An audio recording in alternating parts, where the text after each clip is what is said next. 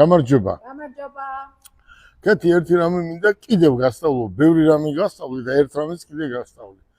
ცხოვრებაში თუ გინდა რამეს რომ მიაღწიო, უნდა ეცადო, რომ წინ წახვიდე რამენაირად და დიდი საქმეები აკეთო.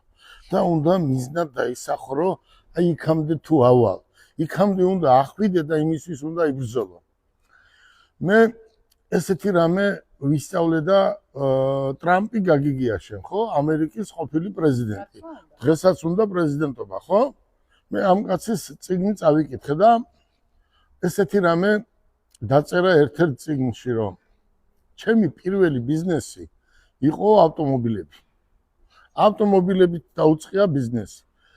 შემდეგ მან ყველაზე კარგი რაც გააკეთა მისთვის არის სილამაზის კონკურსებს აწყობდა, გამიგეთ? და კი აარჩია ის ლამაზი წოლი, ხო იცი მე რვეა თუ მეცხრე კი აარჩია ამ სიბერეში. ახლა მესამე რაც გააკეთა სასტუმროების ქსელი, რომელიც არის დუბაიში დაახლოებით 10 თუ 15. მე მის გარემოცვას ძალიან ახლოს ვიცნობ.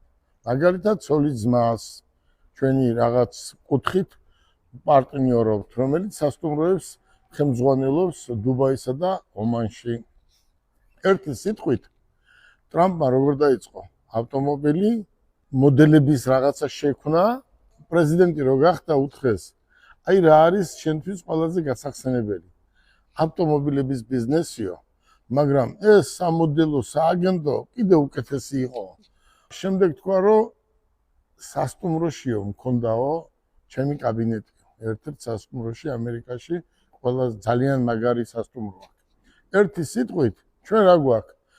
რაც დავიბადე იმის შემდეგ დღემდე მანქანა ვწყიდი. დამრჩა ორი რამ, ხო?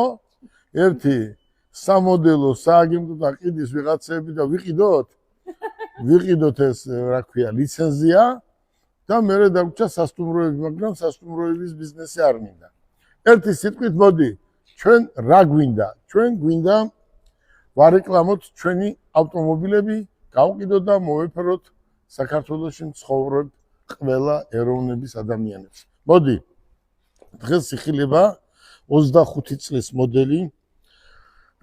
ეს არის დაშინგი. დაშინგი არის ჩემთვის, აი როგორ გითხრათ, პირველი ავტომობილი დღეს გასაყიდი, რატომ? არის საოცარი ლამაზი, გასაოცარი ვიზუალი, მისი სალონი, სიდენია, რასაც ვეძახით და ასე შემდეგ. 25 წლის